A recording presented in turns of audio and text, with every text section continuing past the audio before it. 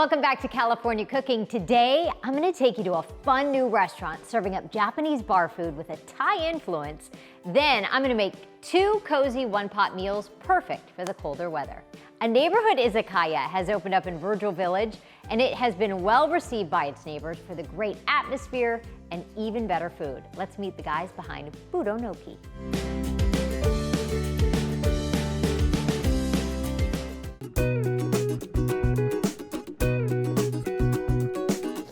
Guys, how are you? Good morning. Good morning. Good morning.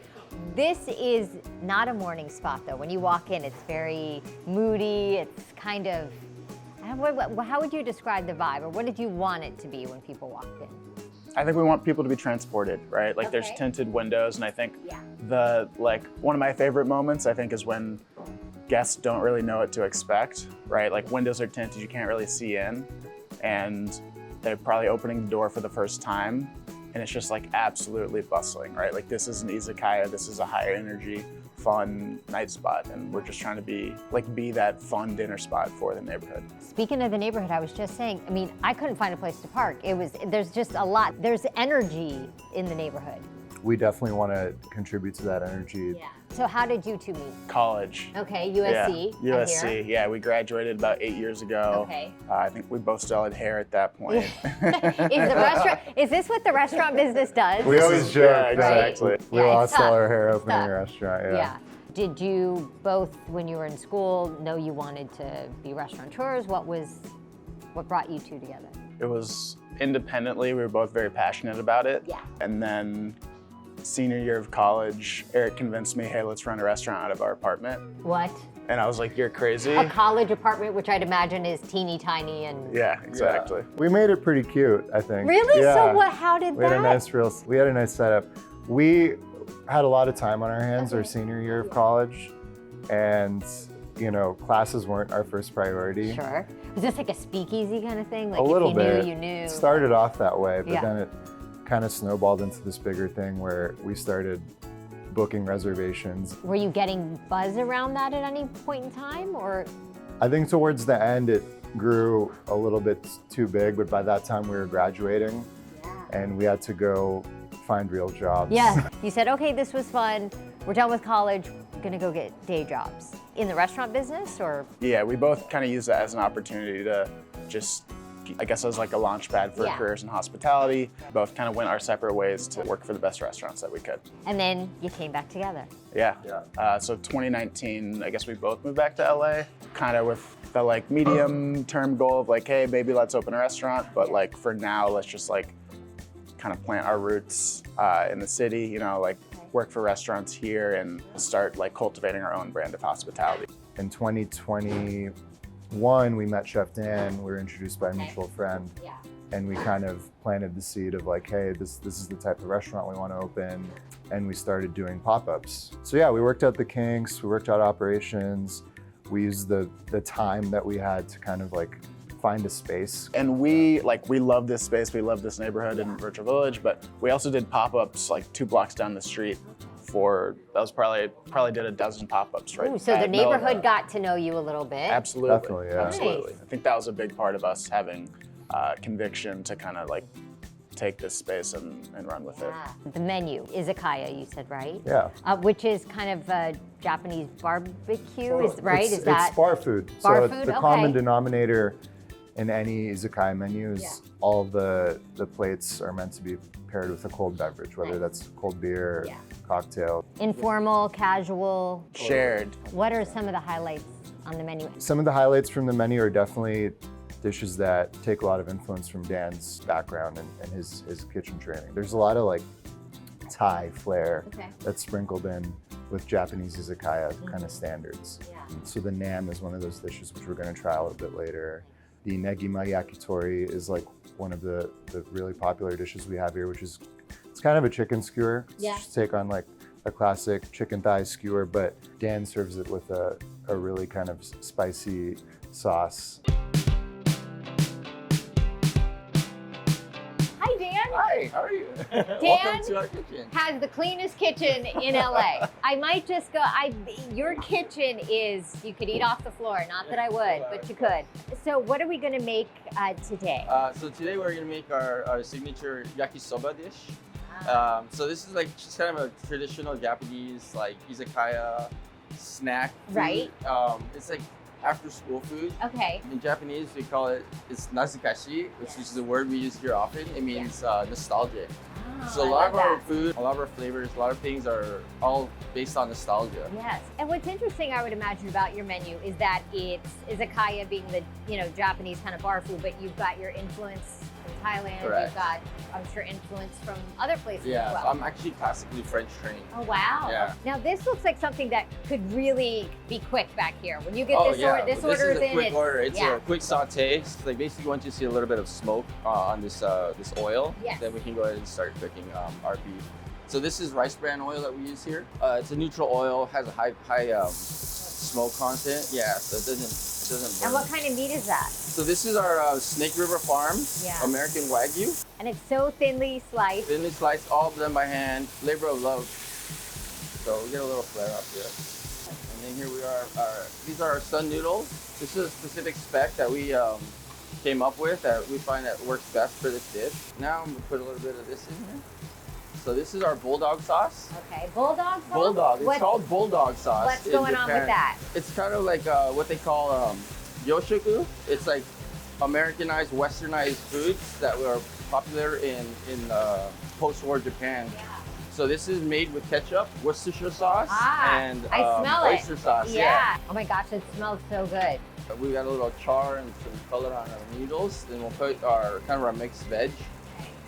Got So some this cabbage, is some some scallions. cabbage. Yeah, it's garlic chives. Okay. Some garlic, and then these red stuff, red shreds.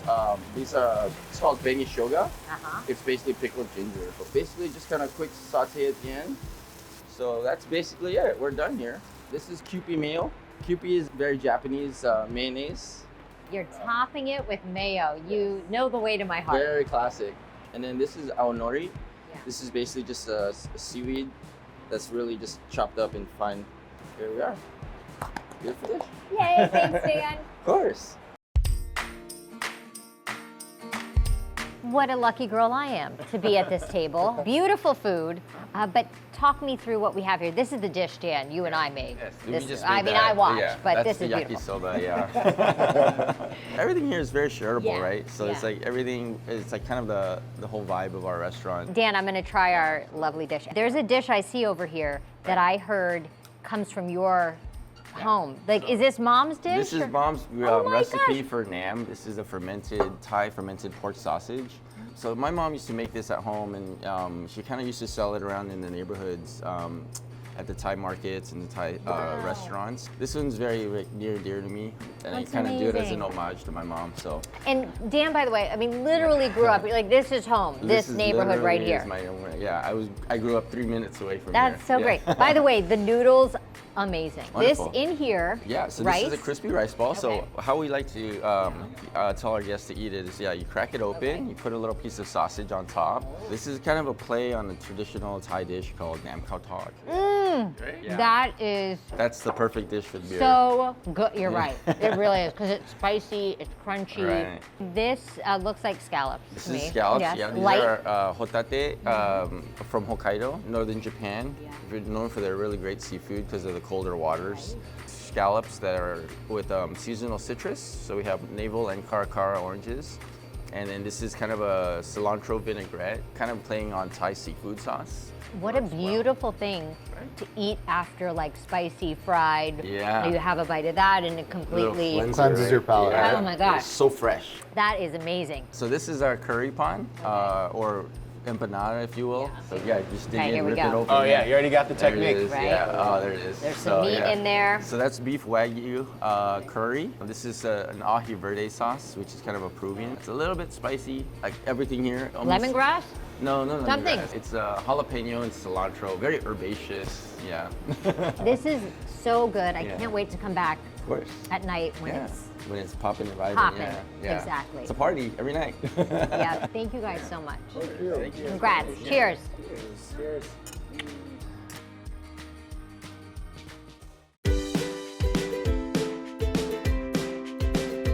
Coming up, comforting, cozy dishes that you can make in one pot.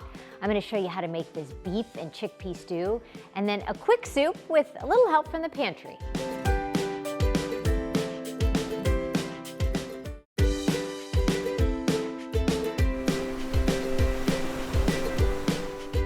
This recipe came about by accident. I was intending to make chili, but I was missing a very important ingredient, so I used what I had to make this cozy one-pot meal. Take a look at how it comes together.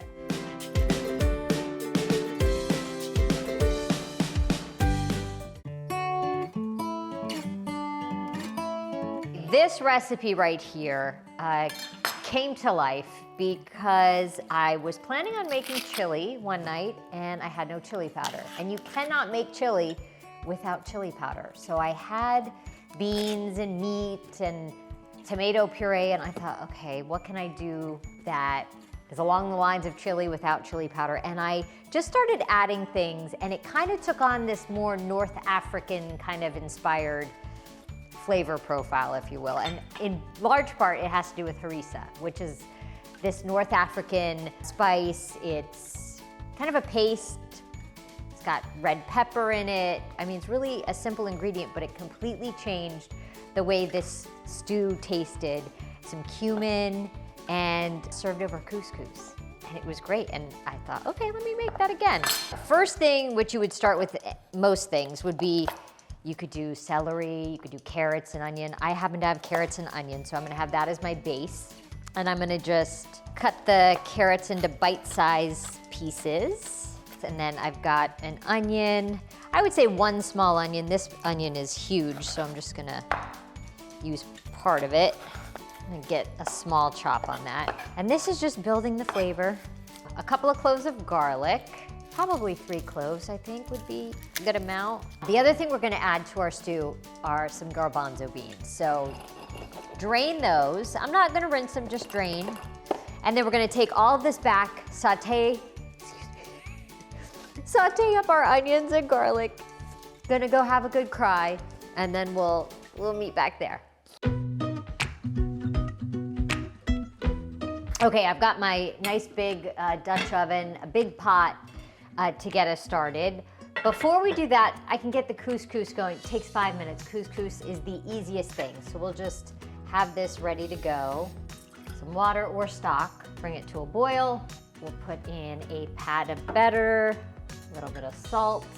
Once it comes to a boil, you add the couscous, turn it off, cover, and it's done, ready to go. So that's easy. In our Dutch oven, let's get that heated up with some olive oil. I'm gonna do the meat first. And then maybe add the veggies, or sometimes take the meat out, because what can happen when you add veggies and meat together, the veggies have so much water, it steams, and therefore your meat doesn't get brown. Even though you're trying to save time, you wanna do it together. I have ground beef. Last time I made this for my family, I just used half of a thing of ground beef. That's all I had, and I added more beans. So it's completely up to you if you wanna go more meat heavy, more bean heavy. Salt, if you just wanna take either a wooden spoon or spatula and break up the meat. To our ground beef, some smoked paprika. I would say a fat tablespoon to start. A nice fat tablespoon of cumin, and then to the meat, the harissa. It gives your stew this beautiful color, so I'm gonna put a big heaping tablespoon of harissa. Now our meat is nice and brown.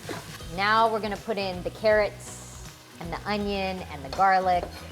Let all of that cook down. Our beef is nice and browned, our onions have softened, so now to the beef mixture, I'm gonna add some finely chopped tomatoes or tomato sauce, and then some beef stock. There, I used about half. Our garbanzo beans. And now that's just gonna cook slowly. I would say give it 30 minutes. If you could cook slowly for even longer, but that's a start. Okay,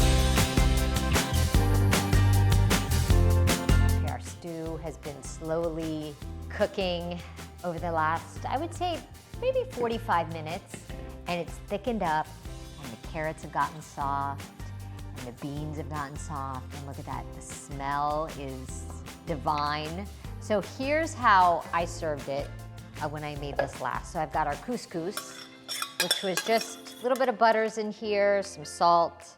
So our couscous, we have a nice bed. We add in this gorgeous deep red stew with the beef and the beans and the harissa. So it's a little spicy, but not crazy.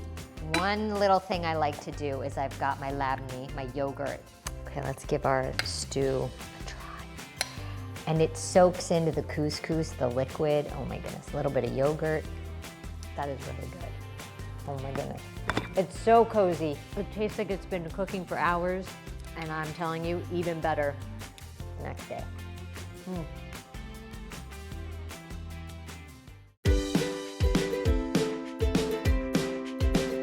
Coming up, a well-stocked pantry can really help you pull together a soup in no time. My version of minestrone coming up next.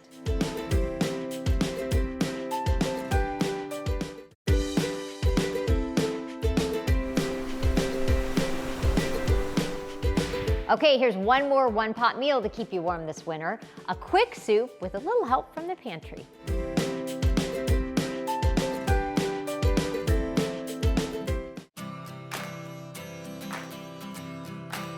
I saw an article the other day that talked about a family. I believe they lived in Italy. They are the oldest living family they claim in the world. And this family, all the siblings lived into their 90s, and what they ate every day for lunch? Minestrone soup with sourdough bread and a glass of wine. And I thought, these people know how to live. And the thing about minestrone soup, it's so simple. It's full of vegetables and beans, and that's obviously something that could contribute to a long life. So here's to minestrone soup. There are a few different, I think, methods, ways of doing it, things you could add to your minestrone. I happen to have cabbage here. A lot of people use, I think, kale possibly, but I'm gonna go with cabbage. The other day I made it, I just happened to have like a half a jar of marinara sauce, some stock, all things you may have in the pantry, a little bit of pasta. First thing, I love white cabbage. I don't think white cabbage gets enough love when it's cooked down, when it's sauteed. It has so much flavor. So I'm gonna do a thin slice with my cabbage. And you want it thin because you don't wanna have, you know, these big, thick chunks of cabbage in your soup. It's hard to eat. So I would say a half a head of cabbage. This cabbage is huge, so I'm almost using just a quarter of it, but I think a half a head would be plenty. Also in the soup, we're gonna do a cannellini bean. So I'm gonna drain our cannellini bean. I always have boxed or canned beans. Some onion. So we'll chop up a little bit of onion and garlic, maybe half an onion, some garlic, maybe 2 or 3 cloves of garlic. So this is pretty much all the chopping we need to do. The other thing, I used the wrong carrots in my recipe. I had whole carrots that I used for something else, but that's okay. I have some shredded carrots. It's still a carrot. It'll be fine. And we'll just add that. So let's go get our soup going.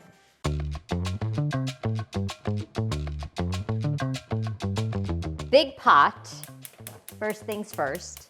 And we'll get some olive oil. We're gonna have our onion and our garlic, some salt and some pepper. Okay, get the aromatics going. Also, I'm gonna just go ahead and put in a couple of handfuls of my shredded carrots and just soften. You don't want to brown. Also back here, I have a pot of water. I'm going to cook the pasta separately. The reason I do that is if you have any intention of keeping your soup for the next day or so, if the pasta's in there, sometimes it just gets mushy and overcooked. So I'm gonna do it separate. You can always do it together if you'd like, but that's one way of keeping your pasta nice and firm. So I'm gonna do a pinch of dry thyme. Okay, turn it down because now we're going to add some of our marinara. And again, you don't need the whole jar, so if you have some leftover in the fridge, I'm gonna use about a half a jar. And then to that, our chicken stock. Okay, our cabbage now going in, and we'll cook down into the broth. Our cannellini beans drained. And the other thing that I love to do when I make a soup is I save my Parmesan rinds in the freezer. So when you're done with Parmesan, I keep these and they add so much to stews and soups, so I just let that cook in there, and that's it. And you're gonna let it cook for a bit, check back with the seasoning, salt, see how that's doing. Put a lid on it, gently let that cook until all that cabbage wilts down. Pasta water is boiling, so a nice fat pinch of salt. And then our little ditalini pasta goes in, and this 10 minutes. Time to serve up some minestrone soup. The cabbage has cooked down and everything has kind of become one. The Parmesan cheese rind is kind of cooked down in there as well. So the way I'd serve this, I did cook the pasta separately. That way it doesn't get too mushy and you can just keep it in the fridge in a separate container. Or not, you can do it all together, totally fine. The soup with the carrots and the white beans, chicken stock, cabbage, of course. The way I would serve that is some more Parmesan cheese on top. I would do a drizzle of olive oil, a little bit of pepper, and I just happen to make a grilled cheese because who doesn't love grilled cheese and soup? Put a little cheddar and mozzarella in there. Cozy bowl of soup. That is good and good for you, but more importantly, tastes good.